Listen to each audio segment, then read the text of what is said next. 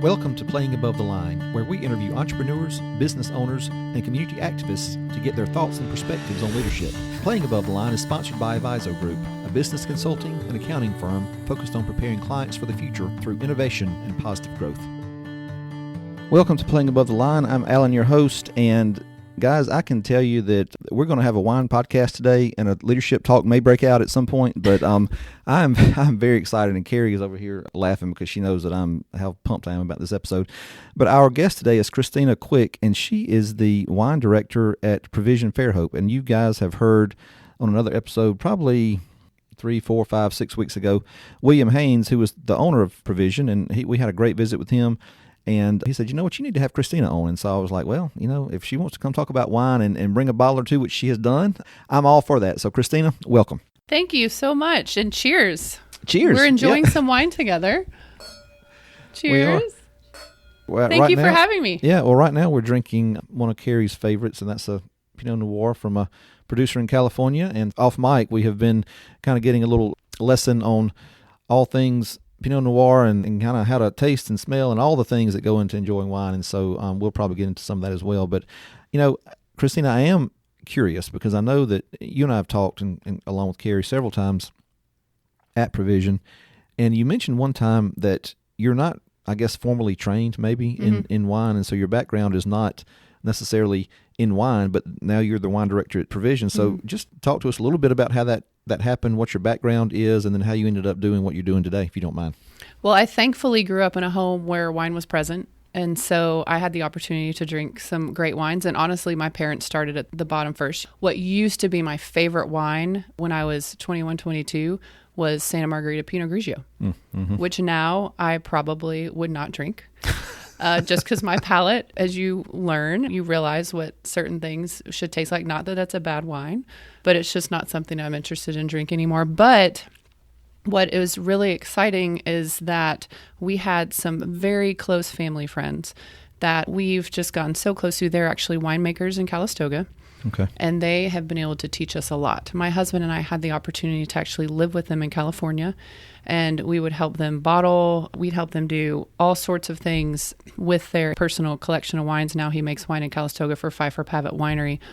But the biggest thing that happened for my husband and I, and a lot of people don't get this opportunity because it's so expensive. Wine can be expensive. So we were staying at their home.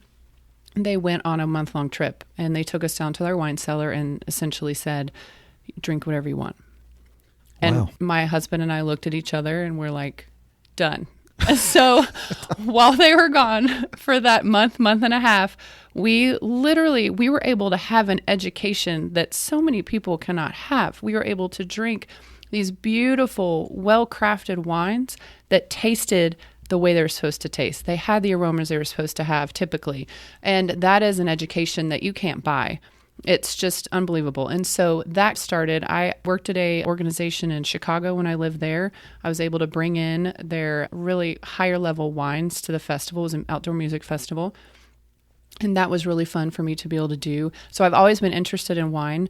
However, I've just never had the opportunity. And once we moved here to the Fairhope area, I used to work in the performing arts industry, and I didn't have that opportunity here, so I worked for the American Heart Association, and then I started having kids and didn't stop having kids, and always wanted to get into it. I even had a small stint at Southern Napa. Carrie and Jim are wonderful people. Okay. And then finally, I basically just started researching on my own, kept drinking. My husband and I have this hobby. We love it. And I basically am self-taught, if you will, with the help of the winemaker friends in Calistoga for sure, and other friends and family. I was supposed to take my first level of the Court of Sommeliers test during COVID, and it has been canceled. And so just kind of waiting to get that rescheduled. And I never want to look at someone and say, you are not qualified because you don't have a certification. Right, yeah. And I don't want people to look at me that way either. But it's just something that I personally want to achieve and do. I do not think that it's a prerequisite for knowing what you're talking about in terms of the wine world. Yeah. Obviously, you're a lifelong learner then, because yes. you and I were talking before again, and just the ocean of facts and knowledge out there on wine is just, it's staggering. It's staggering. It is staggering. And that's actually one of my qualities as a leader, is a teacher. Yeah. And one of the reasons is because I love to learn. I love to continue to learn. And that is why I'm so glad that I've landed in the wine world, because I have 10 lifetimes of information to learn. So I honestly, to the day I die, I'm going to be able to continue to learn something new every day. And what I really love, I'm going to be able to teach someone something new every single day. That's what I love to do. I'm a gatherer, people gatherer, if you will. I love bringing people together, whatever we're coming together for. And so at Provision, that's really about wine tasting. That's the wine club. I love the wine club because I'm able to really feature rare and unique grapes and regions. And I do the personal research myself. I write up all the information and provide that to them every month. That's a joy for me to do. And it's just constantly building upon the knowledge that I have that I will continue to do till I die. Yeah. So speaking of Provision, it's a wonderful place. And we covered my love and Carrie's love for Provision. We're there a lot with William. But let me ask you two things. So just give me what you consider your leadership style to be, just kind of in a nutshell. And then the team members at Provision are wonderful. Mm-hmm. Everyone that we have met is so warm and hospitable and helpful. So when you're looking at building your team and bringing someone onto your team at Provision, what are you looking for? What kind of qualities do you see in a good team member for your folks at Provision? We are honestly looking for people that can uplift and encourage. You know, our goal at Provision is to have a spirit of welcomeness, a spirit of comfort, and a spirit of service. So honestly, one of my biggest leadership qualities is serving people, serving others. That's something that's really important to me. I'm also what you'd call an equalizer. Mm-hmm. I'm very well balanced and very empathetic. So always knowing that, say someone, you know, and we talk to our team members about this too, say someone comes in and they may be a little curt or short with you, you have no idea what their day may have been like. Right. You have no idea. They could have lost a family member. They could have lost a job. They could have just had a really horrible day. And you don't know that. So you always, no matter what, still want to treat them with respect as much as we can and just welcome them with open arms. We want everyone to feel welcome and loved. So we really look for people that exhibit those qualities, that just love people, can be empathetic to that, and also a high level of excellence. I'm sure William talked to you about excellence. That's very important to us, to make sure that what we are doing, we're not going to overdo it. We're not going to do too much. We want to do as much as we possibly can to a level of excellence that we want to be at. Yeah, that's great. Mm-hmm. Well, let me ask you about being authentic and empathetic, because and let's come back to the world of wine. I mean, the world of wine is very intimidating to, I think, probably 99% of the people Absolutely. out there. To me, I mean, you know, and I love wine, drink a lot of it, but I don't feel like I know anything about it really. So people come into Provision and they don't really know what they like. They're kind of embarrassed that they can't pronounce the words on the wine list, you know, and that kind of thing. So I mean, how do you go about making people feel comfortable and kind of making them realize that's okay? I mean, it's okay if you can't pronounce every wine label, and if you don't know, you know, what region a certain, you know, grape comes from or whatever. That's got to be part of it, right? Is making people feel less, I guess, intimidated and self-conscious about their wine knowledge. I always tell them that your palate wins. Your palate is what matters. Whatever you love to drink, I'm going to help you find the bottle that we have that's closest to that. So I'll always say, you don't have to be fancy. You don't have to be technical. What do you enjoy drinking? Tell me what you've enjoyed in the past, and I'll look at our wall and find them something that's close to that. And I'm also always going to recommend something that may be a little different, but could be what I call, and what a friend of mine calls, I love this, I did not come up with this, a gateway grape. Okay. So it could be a step for them to try, say they're constantly stuck on Chardonnay. It could be a step for them to try a Viognier from France that still has some richness in it. It would be a gateway grape. I'd always recommend that, because I always want to make sure that, again, that someone's learning that, hey, there's more out there than this wine. And that's great. Again, love it, enjoy it, but also take a chance. And that's what I typically ask people. But it's never about knowing enough. And I feel like why roles that I hold are so important, because we want to make sure that we're there to help guide them, because it is intimidating. It's still intimidating for me. I'm still completely overwhelmed, and I read about it and taste it every day. So I want to make sure that when people come in, that the bar staff, the staff at Provision, and myself are able to point you in the right direction in the best way possible, and to be really just open to different things that you could try, and knowing that you're never going to know it all, and that is okay. Right, yeah. And you guys at Provision are very, very helpful. And I think everything that you just said, your staff embodies.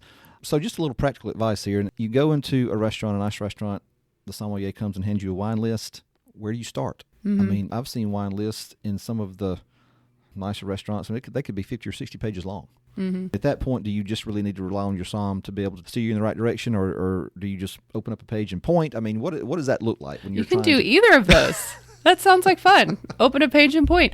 Actually, that's a really great question. And if you do know your wine knowledge, then you will know typically what you like and where you want to go. And also keeping in mind the price in a restaurant is much higher. So I always recommend, firstly, that if it is a restaurant that will allow you to bring your own wine, to do that. And then you'd pay a corkage fee in the restaurant just to know that you're having something that you love. And if you don't feel comfortable looking at wine lists as well, that will help as well. But I actually really enjoy doing that. If the restaurant does have someone that actually knows the wine list, it is really fun to say, I typically drink this, or I enjoy this kind of aromas or taste. What would you recommend in this price range? You know, you always want to give a price range to make sense. I love doing that. That's super fun. And when you can do that with all sorts of higher end restaurants. In terms of a regular everyday restaurant, when you're looking at the wine list, that's really going to be, what's your budget? And honestly, in my opinion, what have you not had before? Because I'm always wanting to experiment new things.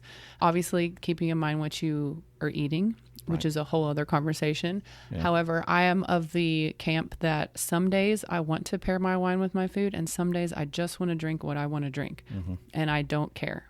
So it can go either way. It's kind of a bumble, if you will. Right. It's well, hard. I think the moral there is, and if there's a knowledgeable wine professional, use them. Use them. Right. Yes. Yeah. Yes. Yeah. And I like what you said, because I'm with you. I mean, I'm kind of like, eat what you want and drink what you want with it. Yes. I mean, it doesn't matter if it tastes good to you. Who cares if you're not agree. supposed to drink red wine with fish? I mean, whatever the old and axiom there is. are absolutely some great red wines you can have with fish too, but it's exactly what you're in the mood for, and I don't feel like you need to be encumbered by that box. You don't have to live in that box. Obviously, with certain situations, you need to know, if you're going to be in the field, you need to know what blends and goes with certain things. But if you're just wanting to drink what you want to drink, go for it. Yeah.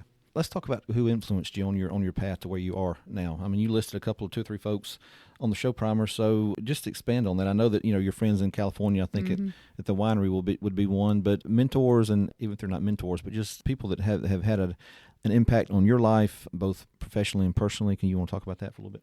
Yes, absolutely. The winemakers in California were a big impact on our life, and they actually met my parents, got to know them well during 9/11. They were stuck in France together. Oh, wow. For a week. So that was kind of a crazy, obviously horrible situation, but that friendship came out of that situation. And we got to know them well, and they're now family friends. They're actually coming to Provision's first travel wine event next week in North Carolina. Very excited to see them. But they were just very casual, very approachable, very knowledgeable about what they were doing, and very much willing to bring others into what they were doing. I feel like a lot of times people want to control a lot, and you do need to control a lot with winemaking, but they were willing to teach us and bring us in, and it takes a certain person to be willing to do that, especially with winemaking. Also, while we were having all of our children and I was having to stop and start drinking so often, I worked part-time at my church here in Daphne locally, and the pastor there was a great influence in terms of me learning who I am as a person. He did a great job at providing us with resources and books and tests and things like that for us to really understand why we are the way that we are. I remember taking one leadership test and sending it to my parents, and they just were like, wow, this explains everything. This is why you are the way you are. And that was invaluable to me because I had not had a boss, and I had been in very large organizations, great bosses, but no one had actually said to me, do you know why you are the way you are, or why the way that you work? And so I appreciated that so much, because that then influenced me to know this is why I do this, and this is why I'm going to continue to do this. This is why it makes sense to me, and this is also what I need to work on. And that's huge. So he was a big mentor to me as well. And of course, my parents as well, with their ability and openness to alcohol in the home when I was growing up. I feel culturally that's important. If you are not an addict or have an issue, of course, I think you should have alcohol in the home so your children can see it being drunk in moderation. That's very important. I was able to see that good example and not abuse it now as an adult. Well, let's land there just for a second, because the American culture places such a huge emphasis on legal drinking age of 21, right? But anyone who's traveled over in Europe, especially Italy and Germany and, well, really all those Eastern, European type countries, I don't know if there are drinking ages at all. If there are, they're very, very low. Technically 18. Right. But yes. But still, even that, I know that teenage children and whatnot, they will have a glass of wine with their Italian family at dinner, and it's perfectly lunch and dinner. Okay, right. And so there's I guess the stigma is not attached over there like it is. It's not here, right? It's not, and because it was embedded in the culture, that was something that was important to them. They grew those vines. They were part of the community. They were drinking their neighbors' wines at lunch and dinner.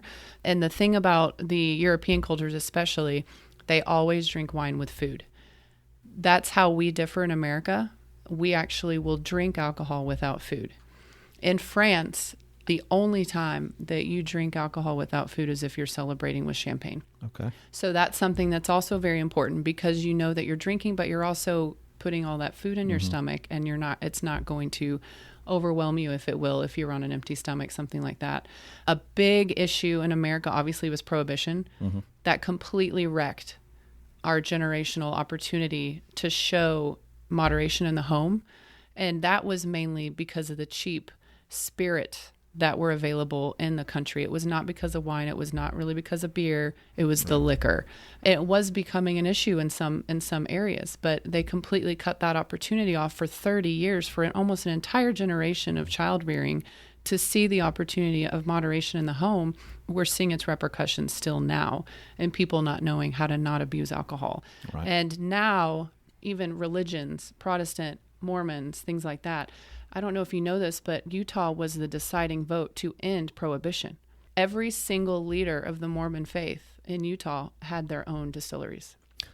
So the Mormon concept of alcohol is new within the last 70 years. Okay. It was not in the 30s. So that, you have to think about how religion has also, unfortunately, affected that as well. Right. And I'm saying, if you have history or abuse, absolutely not. But if you don't, there's nothing evil or sinful about it when it's done in moderation. So that has really, unfortunately, affected America in terms of alcohol. Yeah, I agree. I totally agree. So where do you land on the always, I've heard people, wine professionals, whatever, very adamant, always wine with food. But, so do you subscribe to that, or do you think it's okay? Do you think that you can enjoy or I guess get the best out of a glass of wine sometimes if you don't have food to go along with I do. Okay. Absolutely. There are 100% wines that are not good with food, potentially, and it depends on the day. There are some days that I open up a bottle with dinner and we have our couple of glasses of wine with dinner, and then there's some days that we don't and we wait till dinner's over and we have our couple of glasses of wine after dinner when our kids are in bed and we're just hanging out and spending time together. So I think it can be either or. The thing that I really land on in terms of drinking, you need to know what's healthy for you and you need to stay in those boundaries. So 2 glasses a day for me is what I stick to. And I will 100% announce this on our podcast that I drink every day. Yeah. But I do it in moderation. I do it well. I'm healthy. And that works for me. Yeah. Moderation is definitely the key. I think those are wise words. I want to ask you one thing that you said about William and Elizabeth Haynes. We've talked about them already as the owners of Provision, but I loved what you said, and I wanted you to expand on it. You said that one of the things that they've allowed you to do is work without fear of failure. So what exactly do you mean by that? Because I do want to talk about that concept of failure and why people, I think, a lot of times think that it's a bad word and it's shameful and all the things the negative connotations that go along with failure, which I subscribe to the theory that it's only a failure if you don't learn something from it, right? Absolutely. So, but talk about William and Elizabeth and that allowing you to work without the fear of failure. Well, if you subscribe to the Enneagram, I am a 3. I'm an achiever with a wing 2 who loves to work with people. So an achiever really struggles with when they fail. They have a lot of shame. They do not like letting people down, and they do not like making mistakes. We really struggle with that a lot. And I've struggled with that in my past jobs. But coming into Provision, again, the spirit that I talked to you about, provision, the spirit that William and Elizabeth have. It's the first place that I've worked that I haven't been concerned like, oh my gosh, if I make a huge mistake, I'm going to be fired, or they're going to get really mad at me and not talk to me for a month. It's these little childish things that I'm thinking in my head, like, do they still like me? Those are the things that go through our heads sometimes that threes have to work on to be healthy. And with William and Elizabeth, it's honestly just their spirit. It's so kind. It's so welcoming. And they are the first time that if they ever text me or call me and ask me to do something, or this didn't get done, or I want to do this that way, I'm like, oh, great, absolutely. That failure, that worry, that shame does not sit on me. And it's so freeing. I've not been in an organization that purposefully shames you, but because we do that to ourselves so often, we put that on us, not others putting it on us. But I feel like the relationship that I have with them, the way that they want provision to run, is absolutely, they want us to learn from our mistakes and learn from our failures. And henceforth, that is a win because we've learned. And I'll say, well, I'm never going to do that again. And especially with opening up a new business, William and Elizabeth have never done this. I've never done this. So think about the three of us and our coffee director, Lori. When we opened, we were all complete babies. And so this whole first year has been an experiment, essentially, to see what works and to see what doesn't. And for them to take me on and allow me to do that, I think that had a lot to do with it as well, that they had the belief in me to be able to do this and to manage the wine program and help manage some of the beer. And that meant the world. And I honestly think because none of us knew what we were doing, that helped take pressure off of me. That helped a lot. Yeah. Well, I mean, and we've talked a lot about this particular point in prior episodes. We've used the term fail forward before, you know, I mean, if you fail, you got to fail forward. In other words, when you get up and dust yourself off, you got to be further down the road than you were when you failed, right? And I so love that's that. what it sounds like William and Elizabeth had done. And plus, you guys did this in the middle of a pandemic. Yes. I mean, you know. We did. I mean, when quarantine hit, we were quarantining and working very carefully to get the store ready to open. And we opened on May the 18th, so right after quarantine ended. So that was kind of tricky to figure out, but we have been so grateful. I mean, it's honestly for a new business, it's been an incredible year. And we did not realize how important that large space was going to be when William and Elizabeth got the lease on that space. Half capacity is 100 people. And a lot of people would ask us when they came in, did you plan for everything to be so spread out? And we're like, yes. That was even before the pandemic. We had already planned that. So that was obviously we were so lucky. If it had been a smaller space like is usual in downtown Fairhope, it would have probably been a different situation. Yeah, I really wish people would, if you're not familiar with Provision, go to the website and just take a look, because it's not your typical, when I think of wine bar, I think wine/coffee bar. I mean, I think of something very intimate, very, very small. Everything's kind of close together, compact and whatnot. That's not what Provision is at all, which is good for the COVID aspect of things, but it's still very warm and inviting. And it's interesting to me that you guys have got that vibe going on when it's such a huge space, but you walk in and you just feel comfortable. And that was our goal. I'm sure William mentioned this. We wanted to have a space where someone could come and feel like they were at home, feel comfortable, but still with a level of excellence that they knew that they were being served well and in a clean, inviting space. There's this gentleman that comes in and puts his feet up on one of the tables in the lounge and does his work on his laptop with his water or coffee or wine or whatever he's drinking. I'm like, I love that. I love seeing that. And not a lot of people would say that. Like, get your feet off that table. No, I was like, I love that. Like, because that means that he's comfortable and he feels at home. Right. I read a comment online that someone said that Provision felt like Fairhope's living room, you know. Oh, I Fairhope's love that. Yeah. So I thought that was a neat. That's a really great description. A neat comment. All right, let's talk about a couple of things that I want to get your take on.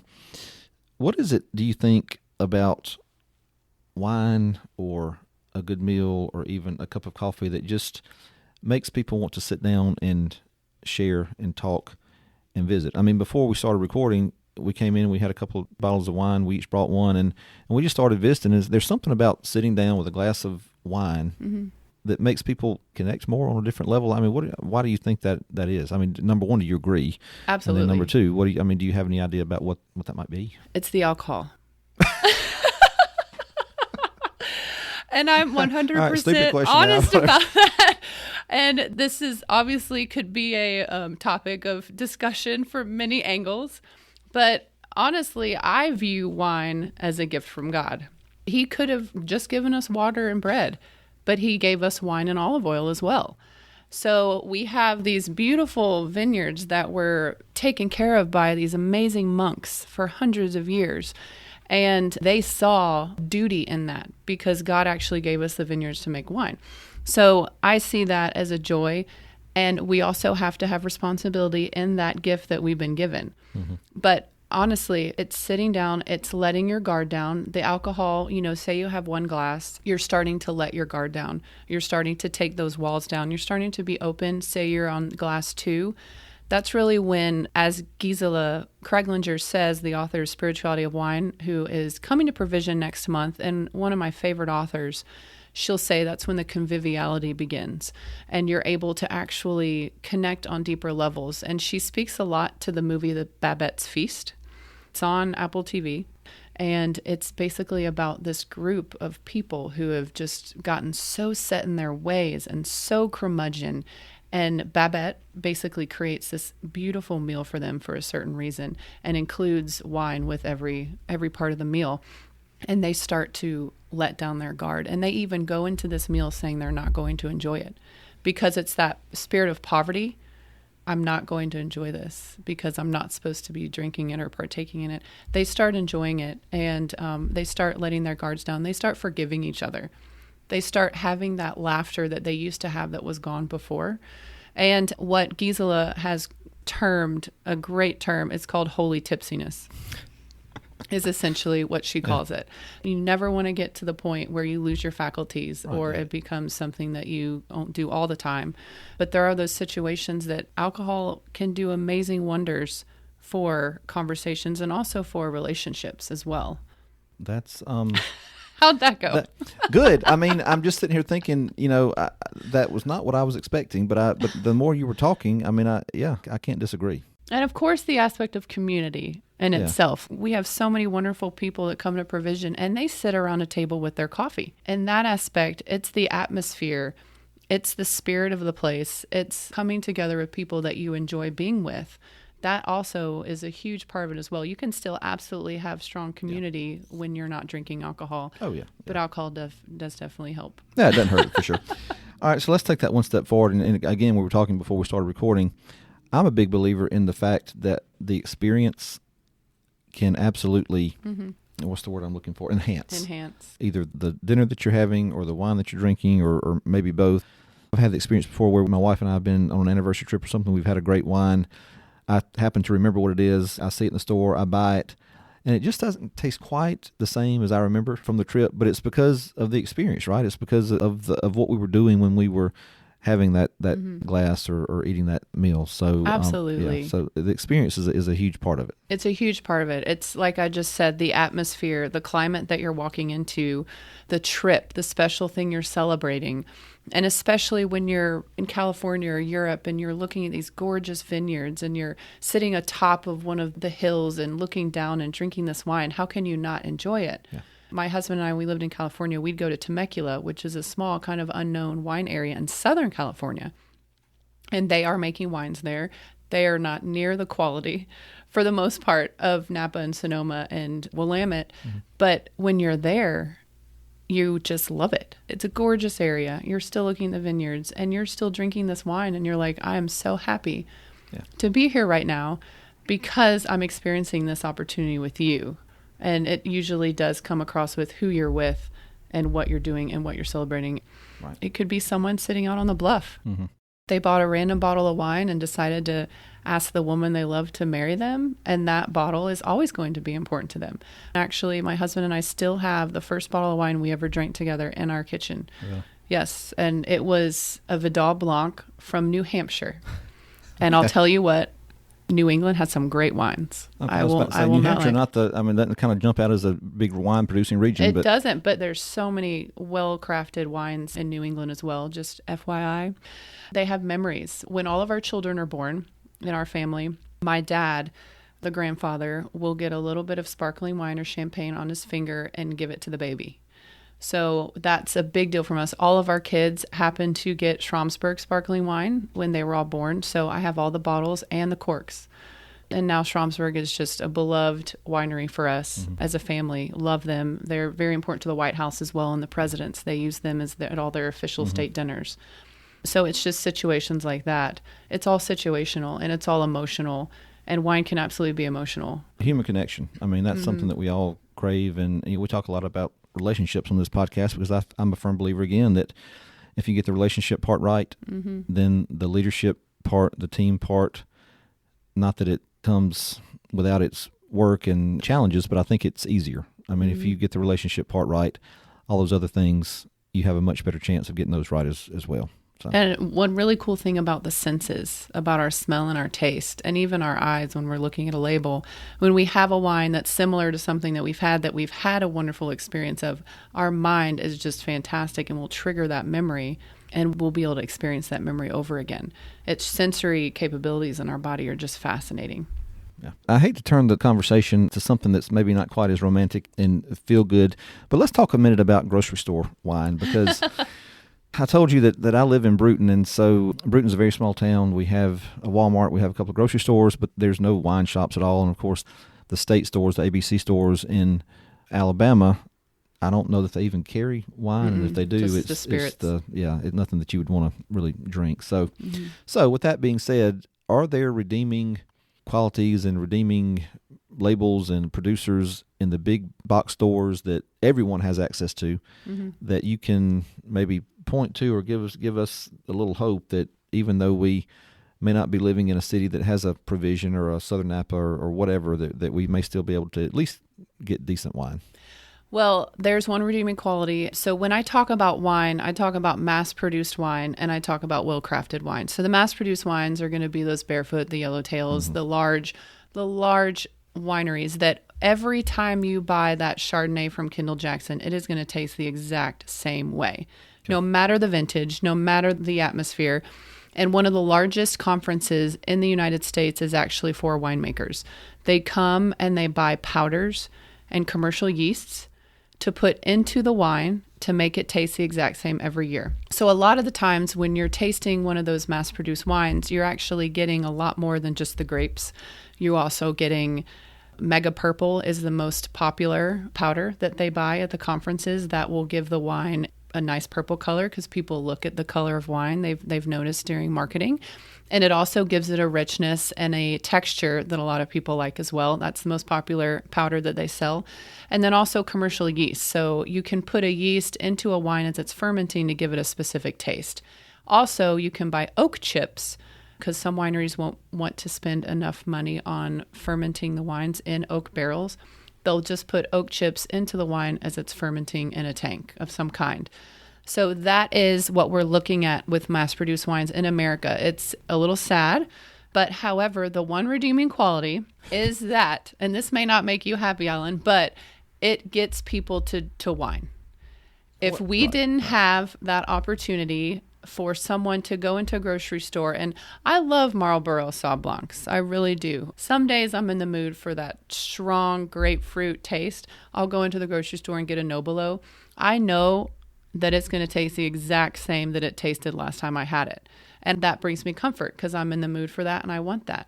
So it offers an opportunity for people to start to try out wines and to understand and, see, this is kind of what it tastes like.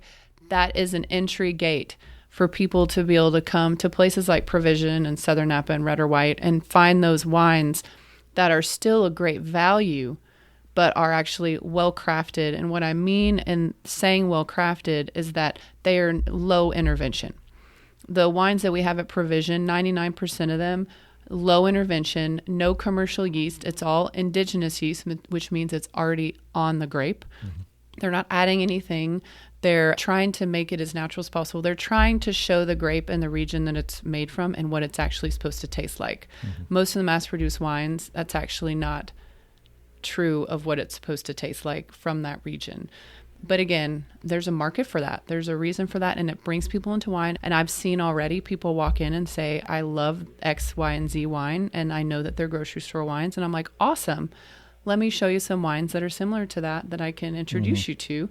And that's how you get people realizing kind of the difference and the opportunity for them to try something that was made very carefully and thoughtfully.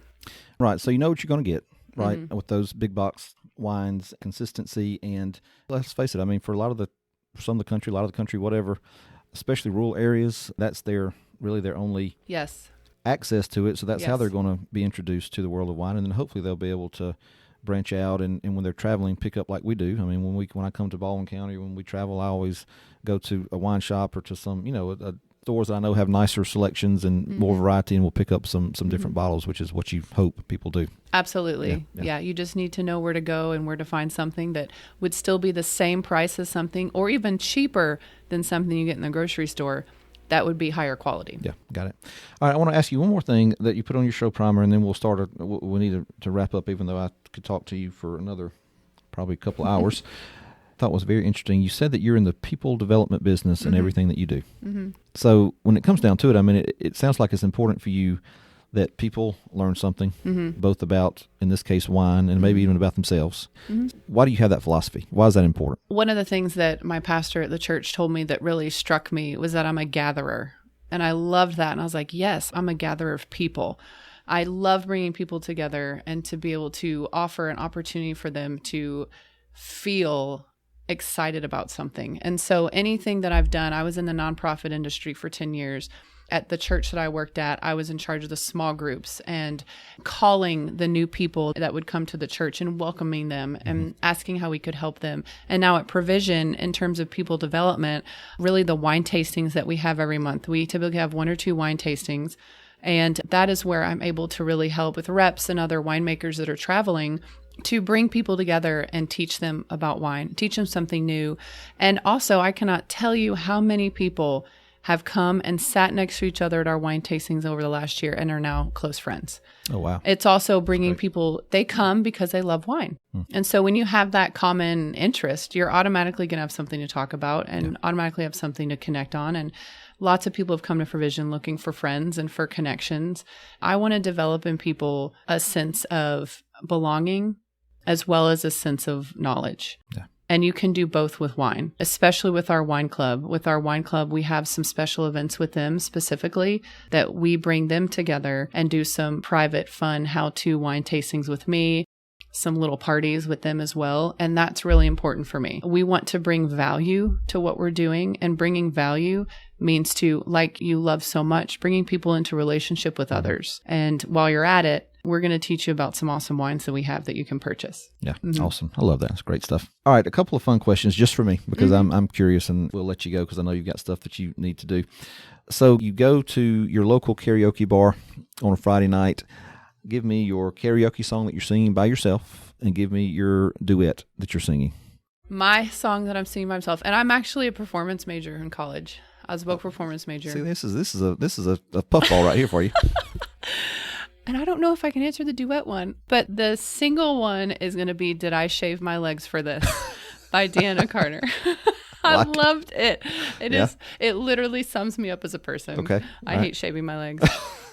So that's my go-to karaoke. Okay. And for some reason, I was classically trained as a vocalist, but I love me some country music. Amen, sister. So Deanna Carter, who has been gone for a long time, but Strawberry Wine, all those things. Yeah. I love that.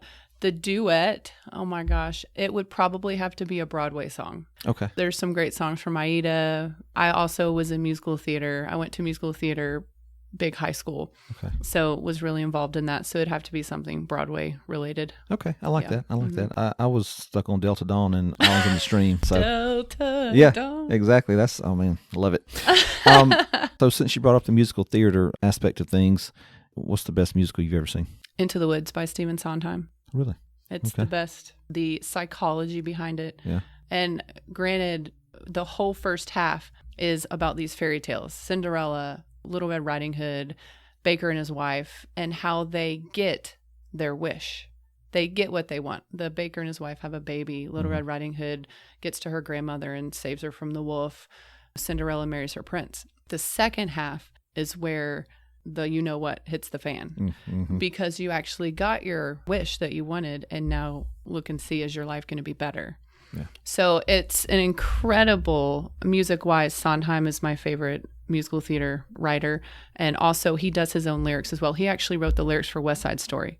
Okay. He was very good friends with Leonard Bernstein, wrote the lyrics for West Side Story. He's an incredible lyricist. His lyrics will just blow your mind. So just going through that show, and it's on DVD on Amazon or whatever, like to purchase it, highly recommend it. And obviously Disney did the movie recently. They left out a really important point, in my opinion. But again, you can't put everything into a 2-hour movie. Right. But Stephen Sondheim is a legend. Okay, good. I was not expecting that, but that's good stuff. All right, 2 more questions. Give me your, Carrie's laughing because I always say 2 more questions and then 5 questions later we're still talking, but I promise, I think. Give me your best, most memorable. It could either be the wine that you just keep coming back to, or the bottle that you just, and now look, I'm not going to give you, not the bottle that you drank when you got engaged to your husband. I mean, I'm going to take that off the table. Okay. But another bottle that stands out. I mean, can you narrow it down? I really can. It actually was a bottle from the winemakers in Calistoga. Okay. Gary, he gave me a magnum of his Tempranillo for my birthday when we lived in California. Okay. This was in 2011. And we drank it at this hole-in-the-wall restaurant called Rooster in Costa Mesa, where you bring, BYOB. And it was just the love that he has for us, and him giving me that wine that was so well made, and the beautiful notes on that wine I love.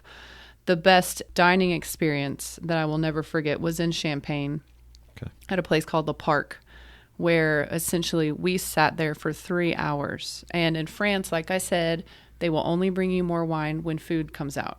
Okay. So it was like a 5-6 course meal. They're bringing us a new wine every course. And for dessert, they say goodbye. And I'm like, wait, we haven't had dessert yet. And they guide you into this beautiful solarium where you just lounge on these lounge chairs. And they just bring you dessert to this table and your coffees. And I will never forget that experience. There was literally a man there that all he did was pass out bread. He would clean up the breadcrumbs. He would bring more bread, and it was the best bread I've ever tasted in my life. Yeah. And I would just constantly be like, hello, over here. We need some more bread. That's all he did. I feel like a lot of us have those dining experiences that we'll never forget. I'm sure William about that experience that they had when they were living in Northern California that made them want to bring that excellence and comfort to people that they could come and experience that. There's nothing like it. Being around a table with anyone that you love or want to be with or wanting to connect with, there's nothing that can beat that feeling. And that's one thing that I've said about wine is, especially with the well-crafted wines that we carry at Provision, you're never going to experience that again. The vintage next year is going to be completely different. Mm-hmm. It's not going to taste the same, and it's very bittersweet.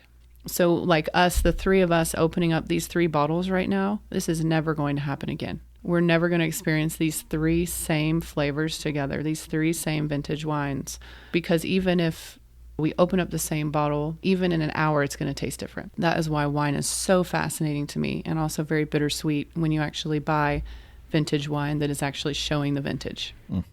That's good stuff. I like, Carrie, I can't think of a better way to end it. Your insight has been phenomenal. Your passion is palpable, and I appreciate everything that you have taught me. I've learned some, just more than I thought I would ever learn just in this, hour that we've been visiting, and I intend to put that knowledge to good use. So, Christina, if folks want to check out what you do at Provision, they can go to Provision Fairhope. ProvisionFairhope.com. ProvisionFairhope.com. We will link those links in the show notes, and so people can just go down there and click on those. But Christina, thank you so much. This has been great. Thank you. We hope you enjoyed today's episode, and if you did, be sure to rate, review, and subscribe on iTunes and Spotify. It definitely helps us in the ratings, and it also makes it easier for other folks to find the podcast. And as always, a big thank you to producer and editor Carrie Wolf. Playing Above the Line is sponsored by Aviso Group. If you want to know more about who we are and what we do, you can visit our website at avisogroup.com. That's AVIZO group.com. You can also check us out on Instagram, Twitter, and Facebook. Thanks for listening.